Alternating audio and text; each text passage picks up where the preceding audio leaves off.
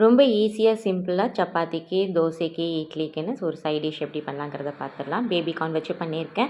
இது நீங்கள் எந்த காய்கறி வச்சு வேணாலும் நீங்கள் பண்ணிக்கலாம். நம்ம சேனலை ஃபஸ்ட் டைம் பார்க்குறதா மறக்காமல் சப்ஸ்கிரைப் பண்ணிவிடுங்க.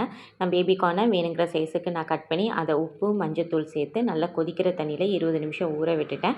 இப்போ வந்து மசாலா ரெடி பண்ணிக்கலாம். எல்லாமே ஒரு டேபிள் ஸ்பூன் அளவுக்கு நான் எடுத்துக்கிட்டேன். பட்டை, கிராம்பு, ஏலக்காய், ஜீரகம், பெருஞ்சீரகம், சாஜி ஜீரா, மல்லி, அதோட சாப்பாட்டு அரிசி, காரத்துக்கு தகுந்த மாதிரி மிளகாய் எல்லாத்தையுமே வந்து நல்லா ஃபைன் பேஸ்ட்டாக தண்ணி ஊற்றி அரைச்சி வச்சுக்கலாம். இப்போது நெக்ஸ்ட்டு பட்டர் இல்லைன்னா எண்ணெய் எடுத்துக்கோங்க. அதில் வந்து ஜீரகம், சாஜி ஜீரா, வெங்காயம், கருவேப்பிலை, கொஞ்சோண்டு உப்பு சேர்த்து இப்போ வந்து நம்ம மசாலாவும் ஆட் பண்ணிக்கலாம்.